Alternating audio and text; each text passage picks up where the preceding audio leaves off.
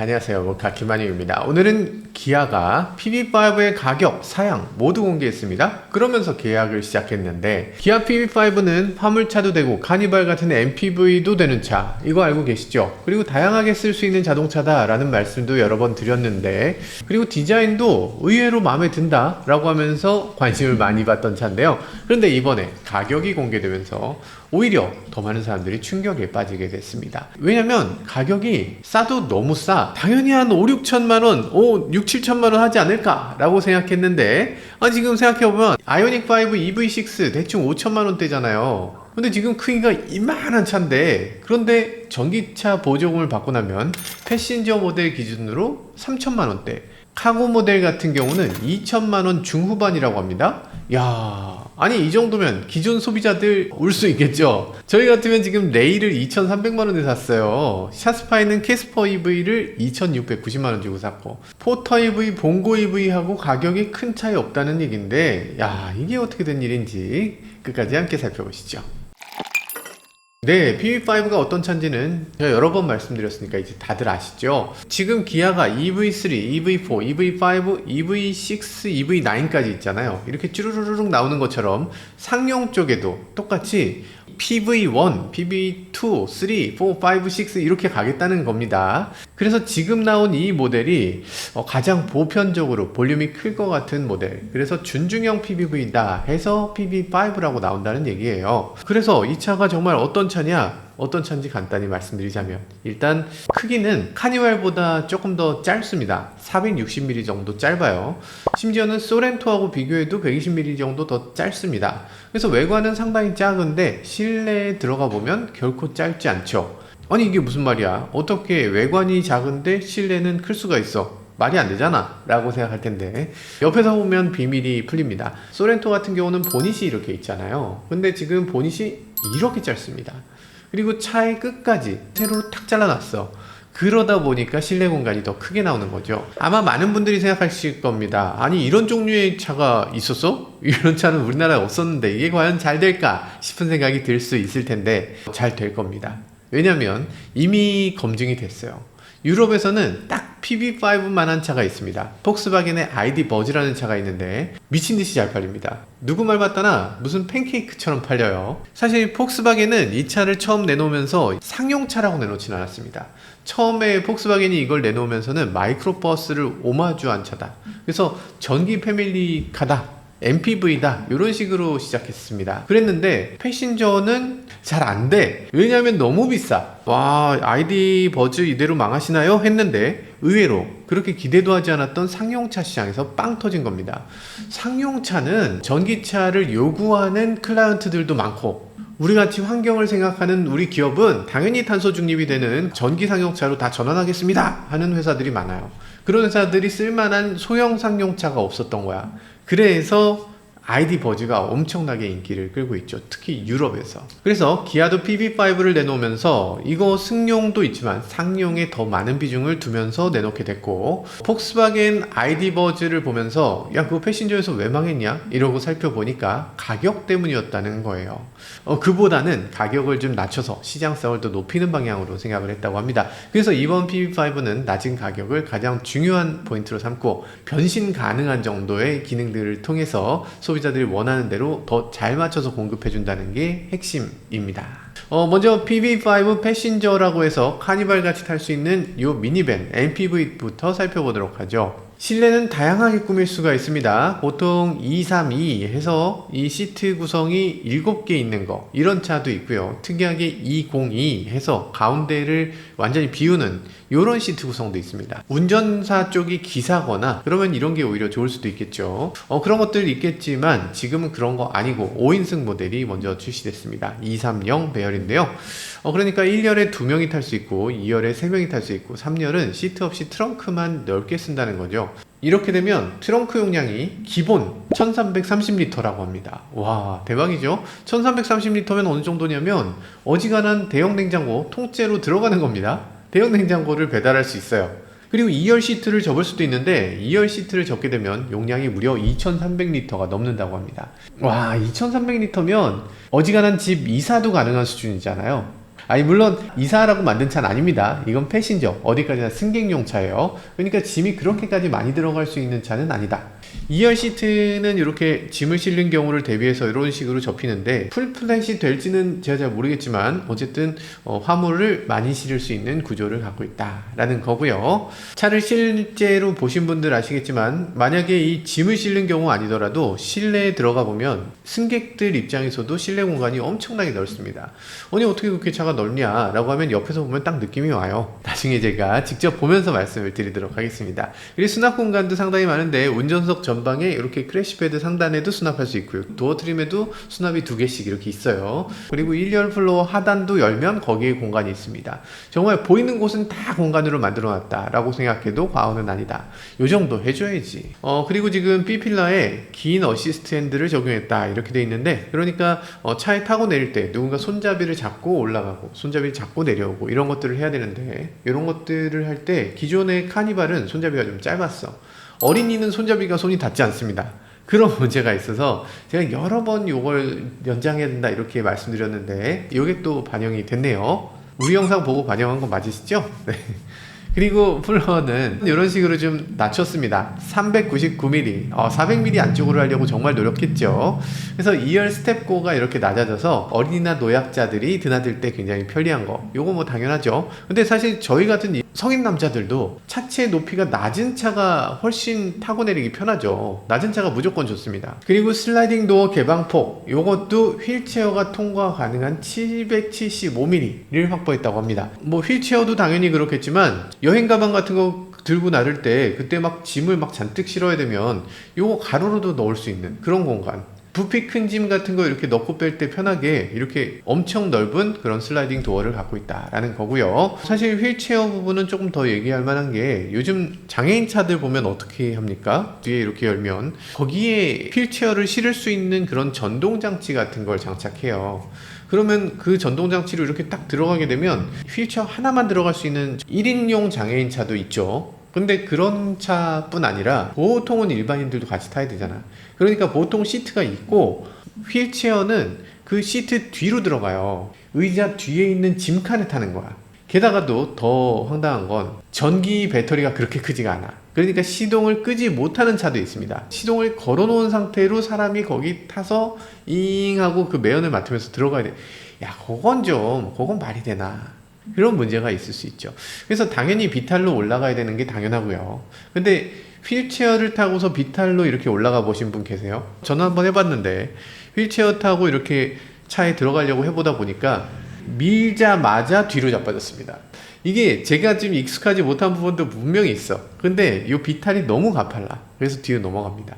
그래서 차체가 낮아져야 돼. 339mm라고 하는데 이 정도 낮아지면 그래도 다행이다. 그리고 차가 낮아질수록 각도 가파르기가 적어지니까 차는 낮추면 낮출수록 좋고요.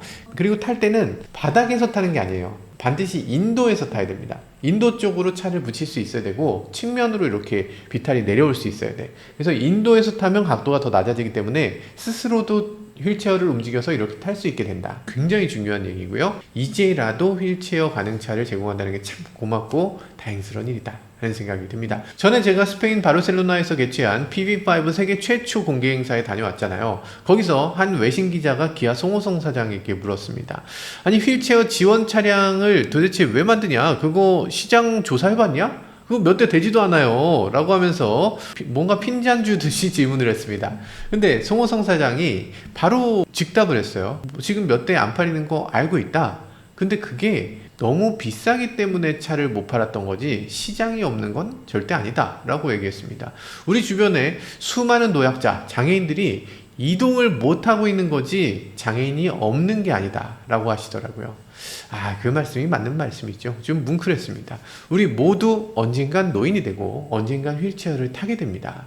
그럼 우리가 지금 젊을 때라도 빨리 그런 것에 대해 대비할 수 있는 사회를 만들어야 되겠죠. 그걸 만들어야 나도 나이 들었을 때 그걸 이용할 수 있게 되는 거죠. 자, PV5 카고는 적재 용량에 따라서 컴팩트, 롱, 하이루프 이렇게 세 가지로 제공이 된다고 하는데요. 이 세 가지 중에서 지금 가장 먼저 나온 차가 카고 롱 모델이다 라는 겁니다. 롱이라고 하지만 사실 그렇게 길진 않아요. 왜냐면 패신저하고 전장이 똑같습니다.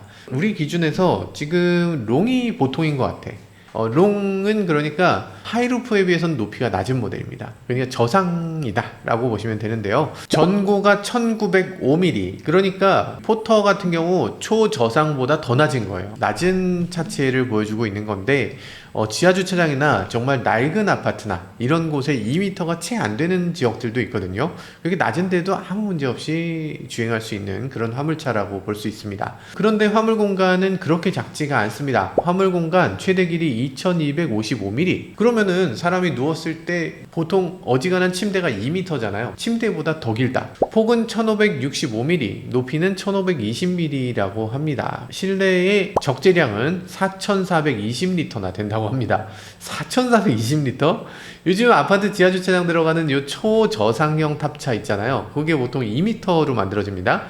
2m로 만들어진 게 4000L가 좀 넘어요. 그러니까 적재 용량은 더 크다. 트렁크 개구폭 지금 3443mm라고 하는데, 그러니까 우리나라에는 짐을 실을 때 주로 팔레트라는 걸 쓰는데 우리나라 국내 기준 팔레트가 1100mm, 1100mm예요. 그래서 요런 크기인데 요거를 그대로 지게차 같은 걸로 쓱 밀어 넣을 수 있는 정도의 그런 공간을 보여준다라는 겁니다. 그리고 진짜 중요한 거, 적재함 높이를 419mm로 맞췄다고 합니다. 일반 패신저보단 조금 높긴 한데 419mm면 이 화물차 치고는 엄청 낮은 거예요. 포터 봉고 같은 경우는 적재함 높이가 보통 낮아도 80mm야. 보통 1m입니다. 야, 너무 높은 거 아닌가? 아니, 어떻게 그렇게 설계가 됐지? 높이가 1m면 어떻게 돼요? 사람이 1m를 그냥 밟고 디디고 올라갈 수가 없잖아요. 그러니까 여기 번호판 있는데 이렇게 발판 같은 게 하나 있습니다. 이 발판을 밟고 이렇게 올라가야 돼. 이게 능숙한 사람 아니면 못 올라갑니다. 내려올 때도 능숙한 사람 아니면 제대로 못 내려와. 올라갔다 내려갔다가 너무 일이에요. 내려갈 때는 이걸 또 뛰어내려야 되니까 우리 택배기사님들은 하루에도 이걸 수백 번씩 하는 겁니다. 진짜 너무 힘들고 너무 고된 일이다. 그런데 419mm라고 하면 그러면 발 한 번에 탁 디디고 올라갈 수 있는 거니까 당연히 택배기사님들은 그럼에도 힘들지만 그래도 이 정도라면 안전이나 건강이나 훨씬 더 나을 것 같다는 생각이 듭니다. 테일게이트는 이렇게 양문형으로 열립니다. 열리는 각도는 95도 그리고 180도까지 이렇게 두 가지로 조정 가능하다는 건데요. 근데 이렇게 열렸을 때 있는데, 근데 제가 기대하는 건 이렇게까지 270도까지 열리는 걸 기대했는데 요거는 요번 PV5엔 안 들어갔고 나중에 PV7이나 더 큰 차가 나오게 되면 그때는 반드시 될 걸로 생각됩니다. 이삿짐 같은 걸 나르려면 요건 필수거든요. 자, 그리고 적재 공간에 보면 LED 조명을 이용해서 작업 편의성, 안정성을 높이도록 만들어져 있다고 하고요. 여기 보면은 그런 것뿐 아니라 당연히 조명이라든지 그물망이라든지 고정장치라든지를 더할 수 있도록 만들어졌다고 합니다. 어떻게 하냐? L-트랙 마운팅을 적용했기 때문이라고 합니다. L-트랙이라는 건 아시겠지만 이렇게 생긴 레일을 L-트랙이라고 해요. 우리나라에서는 L-트랙이 그렇게 흔하지 않은데, 왜냐하면 포터봉고나 이런 차들이 없으니까 그런 기능을 안 갖고 있기 때문에 우리나라는 L-트랙이 아직 본격적으로 사용되진 않지만 미국에서는 모든 차가 L-트랙을 갖고 있습니다. 거의 모든 차가. 이 L-트랙이라는 게 로지스틱 트랙이라고 하는 거예요. 그게 뭐냐면 화물 같은 거 나를 때 어딘가 고정해야 되잖아. 고정하는 형태를 표준화시키자. 너도 나도 다 똑같은 걸로 하자 라고 해서 만들어진 겁니다. 미국에서 나온 공통적인 그런 제품들이 여러 가지 있어요. 예를 들면 선반, 페이지, 그런 것들을 장착하기 위한 그런 장치로서 이런 L-트랙을 제공해 주는데, 차마다 다 똑같으니까 내가 트럭을 바꾸더라도 기존에 있던 그 장치를 그대로 쓸 수 있고, 그리고 고정도 굉장히 튼튼하게 돼 있어서 뭐 별도로 막 고무밴드로 막 차를 뭐 묶거나 다시거나 뭐 이런 거 없이 그냥 할 수 있다라는 점에서 정말 필요하고 당연히 있어야 될 게 드디어 들어왔다라는 생각이 들기도 합니다. 그리고 V12 기능도 있어서 화물칸 안에서 뭐 전기를 써야 된다 이런 경우에 배터리를 잘 쓸 수 있도록 만들어져 있다라고 얘기를 하네요. 자, 특화 사양이 여러 가지 있습니다. 그 중에서 몇 가지를 살펴보면 PV5에는 디스플레이가 특화되어 있다고 합니다. 디스플레이가 기존까지 현대기아는 다 이렇게 가로로 긴 디스플레이만 썼습니다. 이번에 처음으로 16:9 디스플레이를 사용하게 됐습니다. 16:9 디스플레이를 사용하게 되면 뭐가 좋습니까? 당연히 동영상 볼 때 즐겁게 볼 수 있겠죠. 요즘 현대기아차 넷플릭스 되고요, 디즈니 플러스 되고요, 유튜브도 볼 수 있습니다. 이런 것들 볼 수 있는데 문제는 디스플레이가 다 길다는 거죠.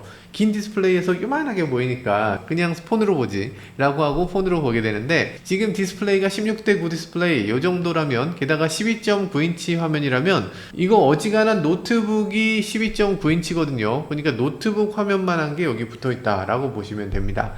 그래서 동영상 볼만할 것 같고, 당연히 이 오디오라든지 이런 것들도 좀 빵빵하게 들으면서 이렇게 비디오, 오디오 즐길 수 있는 환경 제공해 주는 것 같고요. 그리고 그 안에 들어가는 앱도 여러 가지로 바뀝니다. 왜냐하면 기존에 있었던 것은 현대의 CCNC라는 OS 아니면 OW라는 OS였는데, 이제는 더 이상 그게 아니라는 거죠. 이제는 안드로이드 오토모티브 OS라고 해서 안드로이드 기반의 PVV 전용 인포테인먼트 시스템을 넣었다고 합니다. 그래서 제3자 서드파티에서 이 기아 PV5에 들어가는 앱을 만들겠습니다 라고 하면 그걸 만들어서 앱마켓에서 설치 가능하게 제공을 해준다고 합니다. 당연히 상용으로도 사용되고 패밀리로도 사용되니까 앱 같은 걸 만들어서 설치하겠다는 소비자층이 상당히 있을 것 같아요. 물론 우리나라에서는 없을 수 있어. 근데 이걸 전 세계에 판매하는 차고, 특히 유럽에서 많이 판매할 차인데, 그러면 이걸 플릿마켓에서 사용하게 하려면 당연히 그런 소프트웨어를 개발하는 사람들이 미국이나 유럽에서 많이 생길 수 있을 것 같다는 생각이 드네요. 그리고 멀티태스킹 환경을 이제 제공해주고 있어서 앱과 내비게이션이 한 화면에 동시에 뜰 수 있는 이런 구성을 제공해주고 있다고 합니다. 와, 이제 안드로이드 오토모티브는 이렇게 분할이 돼서 여러 가지로 사용할 수 있을 거다라는 생각이 들고요. 어떤 분들은 이게 드디어 플레오스구나 라고 얘기하시는 분 계신데, 그러니까 현대가 새롭게 제공한다는 새로운 OS 플레오스가 여기 적용된 것 같지는 않아요. 안드로이드 오토모티브는 분명한데 이게 플레오스인지 아닌지는 잘 모르겠습니다. 나중에 조금 더 알게 되면 그때 말씀드리도록 할게요. 그런 외에도 기아차는 이렇게 얘기합니다. 포티투닷과 공동으로 개발한 차량 관제 솔루션 플레오스 플릿을 PV5에 최초로 적용했다고 하는데요. 플레오스 플릿이라는 건 그러니까 이 OS 전체가 아니라 차량 관제 솔루션이라는 거예요. 왜냐하면 관제 솔루션은 원래 필요하죠. 자동차가 어디서 뭘 하고 있는지 이런 것들 텔레메틱스를 통해서 본사에서 딱 알 수 있으면 좋잖아요. 운전자도 분석하고 차량 상태도 보고 원격 제어도 할 수 있는 이런 것들을 해주는 것들이 물류, 운송, 택시, 서비스 이런 분야에서 아주 큰 성과를 거둘 수 있게 하는 그런 소프트웨어다 라는 식으로 만들어져 있습니다. 필요하죠. 이런 소프트웨어의 이름을 플레오스 플릿이라고 이름을 붙였다라는 얘기입니다. 플레오스가 특정 OS의 이름이 아니라 이 플레오스라는 브랜딩을 통해서 여기저기에 사용이 되는 그런 이름이 돼가는 것 같기도 하네요. 어쨌든 이런 기능이 있으면 여러 가지로 좋은 게 운행일지 같은 거를 쓰는 그런 노력이 상대적으로 적어질 것 같아요. 어디서 어디로 갔고 이런 것들을 몇 킬로고 뭐 이런 걸 계속 써야 되는데 그거 너무 불편하잖아요. 그리고 하다 보면 직원들이 안 쓰면 쓰세요 이걸 해야 되는데 이제 그럴 필요가 없다는 거죠. 그래서 여러 사람들이 이 자동차를 운행할 때 여러모로 편리한 소프트웨어가 될 것 같다. 네, 배터리는 CATL 배터리를 씁니다. 각형 배터리인데요. 셀투팩이라고 하고요. 그러니까 적은 공간에 이 패키지를 밀집해서 사용하겠다라는 얘기예요. 중국산 배터리를 어떻게 쓸 수가 있어요? 하는 분들 계신데, 아니 중국산 배터리 쓸 수도 있지. 더 싸고 더 좋은 배터리면 당연히 쓸 수 있죠. 우리 소비자 입장에서는 뭐 여러 가지 선택지를 주면 좋습니다. 제가 생각할 땐 여기에 무슨 배터리를 썼든 그게 중요한 게 아니고, 기아의 이런 엔지니어들이 정말 무슨 바보같이 문제가 있는 거를 모르고서 선택했을 거라고 생각한다면 그 사람이 바보죠. 이 현대기아의 품질 기준을 충분히 넘는 거고 그게 확실히 보장이 되니까, 그러니까 이런 식으로 선택을 했겠죠. 네, 당연히 좋은 선택을 잘 해주셨을 거라 믿고요. 저는 이런 분야에서는 전문가를 전적으로 신뢰합니다. 당연히 기아가 알아서 잘 해주셨을 거다. 자, 그런 생각이 들고요. PV5 패신저부터 말씀을 드리면, PV5 패신저는 최고 출력이 120kW입니다. 163마력이에요. 조금 부족하다는 생각이 듭니다. 용량은 지금 71.2kWh 용량의 배터리를 탑재한 롱레인지만 제공이 된다고 합니다. 뭐 배터리 용량이 그렇게 작은 건 아닌데, 근데 최근 들어서 84kWh 배터리를 일반적인 승용차에 넣게 되는데 그거보다 조금 작다. 그래서 주행 가는 거리는 한 번 충전에 358km를 주행할 수 있다고 합니다. 358km면 특별히 문제될 것 같진 않습니다. 뭐 장거리를 간다고 해도 강원도 정도는 그냥 왕복도 할 수 있는 정도? 가서 중간에 고속도로에서 한번 충전하는 정도? 그 정도면 넉넉할 것 같아요. 자, 카고 같은 경우는 롱레인지랑 일반 모델이 있는데요. 카고의 롱레인지는 377km를 주행할 수 있고 일반 모델은 280km를 주행할 수 있다고 합니다.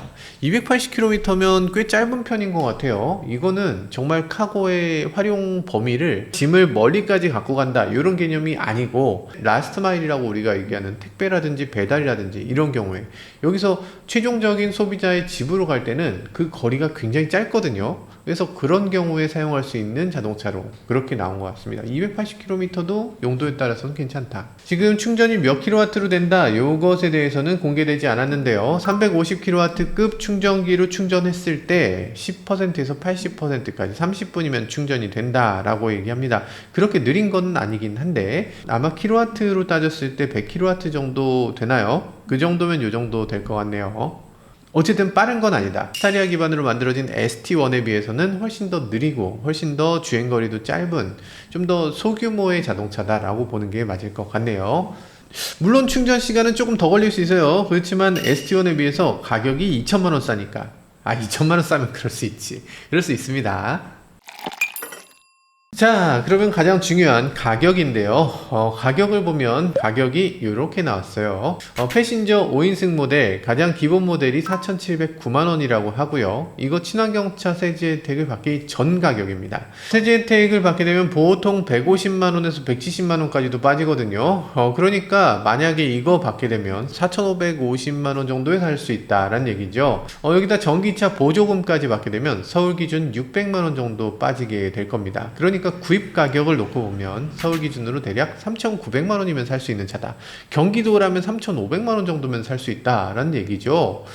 플러스 모델도 있는데 플러스 모델은 여기서 300만원가량 추가된다 라고 봐야 되겠는데 패신저 같은 경우는 플러스를 강력히 추천드립니다. 플러스 꼭 하셔야 돼요. 네, 패신저 모델의 컬러도 공개가 됐는데요. 컬러는 지금 보니까 크리미 화이트, 스틸 그레이, 오로라 블랙펄, 프로스트 블루, 시티스케이프 그린, 소프트 민트, 레이크하우스 그레이 이렇게 있는데요.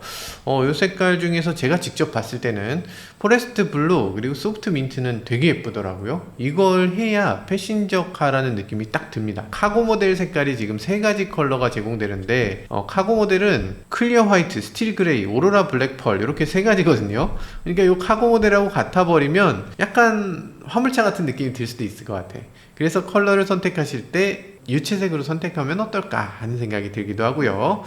그리고 인테리어 컬러도 세 가지 중에 고를 수 있게 되어 있습니다. 네이비 인테리어, 네이비 그레이 인테리어, 투톤이죠. 그리고 브라운 인테리어 이렇게 세 가지가 있는데 패신저라면 브라운도 한번 해볼 만한 것 같고 네이비 그레이 투톤도 나름대로 괜찮을 것 같네요. 휠은 두 가지가 있는데 16인치 전면 가공휠, 16인치 스틸 휠 이렇게 두 가지가 있어요. 스틸 휠이 나름대로 또 예쁘게 꾸며졌습니다. 휠 커버를 일부를 덮는 형태로 커버가 있는데 나름대로 괜찮아 보입니다. 네, 카고 모델의 가격은 스탠다드 모델이 4,200만원입니다. 소형 화물차로 분류가 돼서요.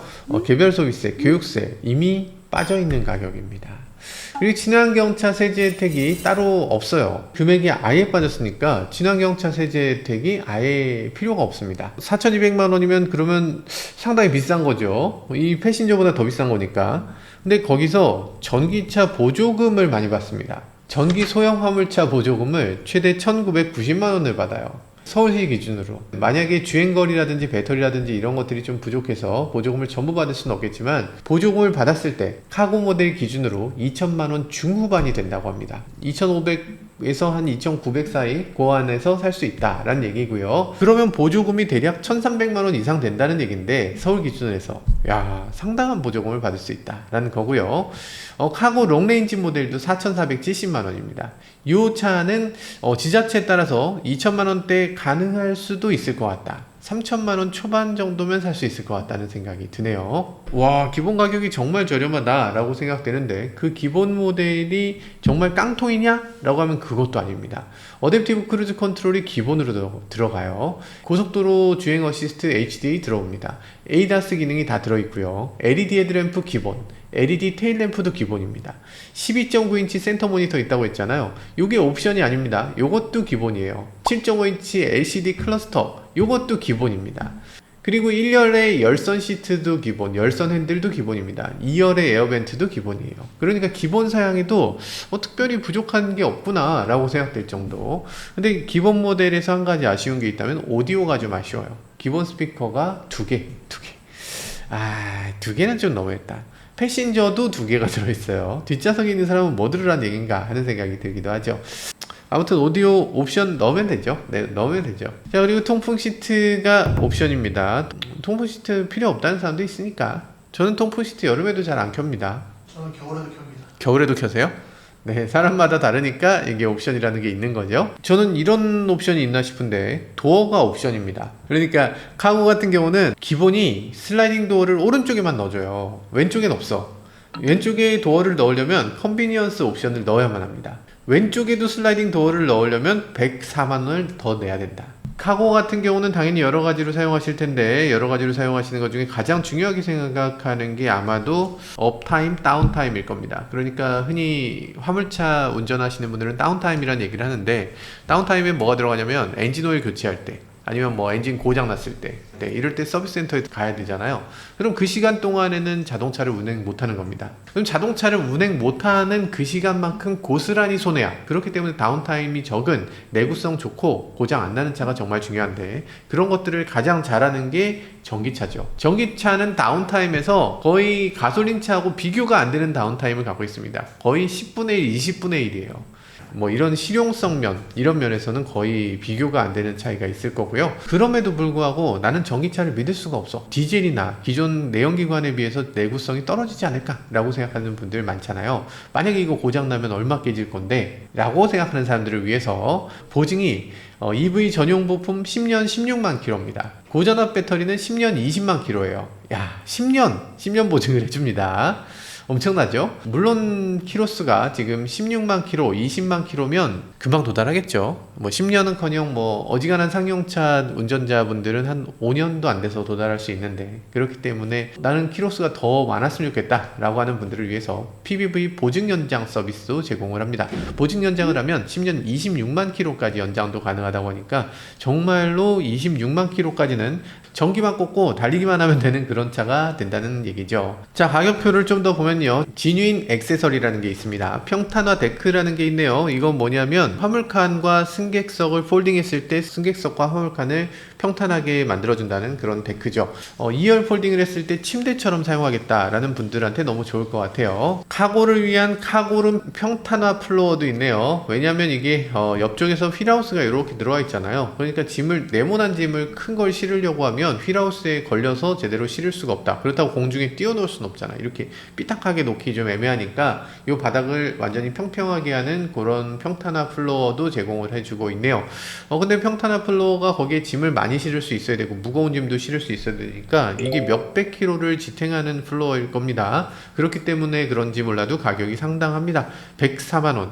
사악하네요. 뭐 그런 것들도 있고요. 카고 바닥도 따로 제공되고 있네요. 예를 들면 우리나라는 화물차들이 이렇게 생 철판으로 그냥 쓰는 경우 없죠. 그 위에다가 뭔가 평탄화할 수 있는 플로어 같은 거, 차바닥이라고 해서 그 밑에다 이렇게 바닥 같은 거 까는 경우가 많이 있는데 그런 것들도 제공을 해주고 나름대로 좀 깔끔해 보이기도 합니다. 휠하우스를 커버로 막고 거기다 스토리지를 넣겠다라는 것도 있고요. 그리고 L트랙이 지금 옵션으로 빠져 있네요. 이걸 옵션으로 넣게 되면 이 가격은 43만원.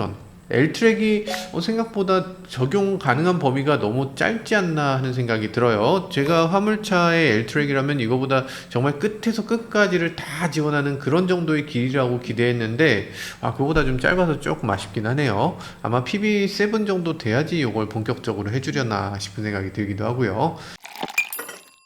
자, 그리고 기아 에드기어라는 게 있는데요. 에드기어는 지금 컵홀더, 자석홀더, 우산꽂이, 선글라스 케이스, 스티어링 휠 테이블 이런 것들이 있는데요. 여기저기 있는 이런 포트가 있어요. 이렇게 포트에다가 이렇게 돌려 끼울 수 있는 그런 장치들을 제공해주고 있는데 그렇게 원터치로 끼울 수 있는 이런 마운트들이 곳곳에 있으니까 그런 것들을 기아에서 만든 제품뿐 아니라 다양한 제품들이 더 많이 만들어질 수 있을 걸로 기대가 됩니다. 기아 PV 시리즈가 앞으로 계속 더 늘어날 테니까 이런 것들 기어를 하나 만들게 되면 기아의 모든 차들을 사용할 수 있게 되면서 그러면서 이런 생태계도 조금 더 넓어질 수 있을 것 같네요. 그리고 여기 보면은 휠 테이블, 스티어링 휠에다가 이렇게 테이블을 끼우는 겁니다. 좀 웃기긴 하지만 되게 편리해요. 되게 편리합니다. 왜냐면 고속도로 휴게소 같은데 햄버거 같은 거 사면 어떻게 합니까? 햄버거를 이렇게 해서 들고 먹잖아요. 먹으면 여기서 쏟아져. 이 테이블이 있음으로 해서 이 손발이 훨씬 편해지고 어디다가 이렇게 내려놓을 데도 없는데 잠깐 내려놓고 뭘 할 수도 있고 노트북 같은 거 간단하게 펴놓고 뭐 작업할 수도 있고 여러 가지로 편리합니다. 이거 괜찮아요. 생각보다. 그리고 여기 보면은 헤드레스트 목 쿠션 요거는 있으면 편하다고는 하던데 안전에 조금 안 좋다고 하는 얘기가 있어서 저라면 안 쓸 것 같아요. 그리고 V2L 멀티탭이라는 게 있습니다. 그 전까지는 이렇게 생긴 크다란 물건이 있었어요. 거기다가 멀티탭을 꽂아야 돼. 이거 뭐 하는 짓이야? 요걸 그냥 꽂아서 그대로 멀티탭을 만들면 되지. 그런 생각으로 만들어진 게 V2L 멀티탭이고요.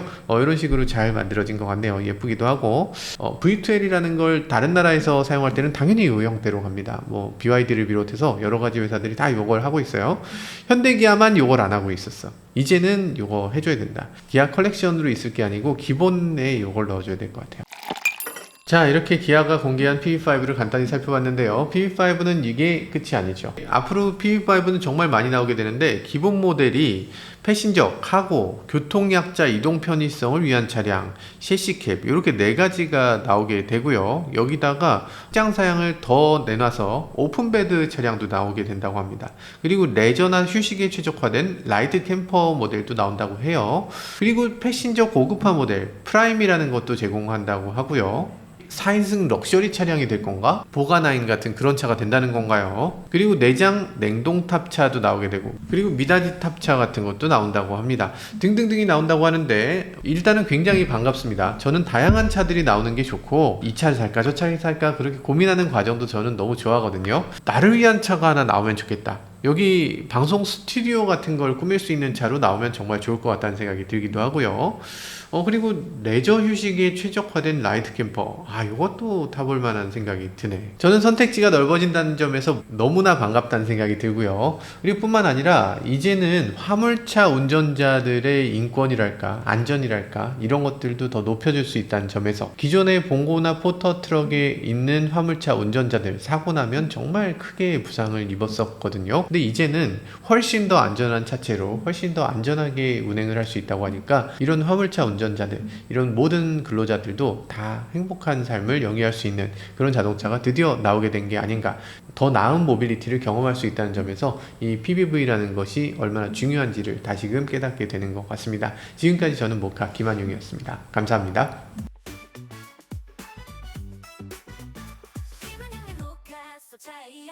세상은 넓어 차들은 달려가지 하나둘씩 펼쳐지는 차의 모험 바퀴 아래 세상은 무궁무진해 모카에 몰두해 이끌림의 순간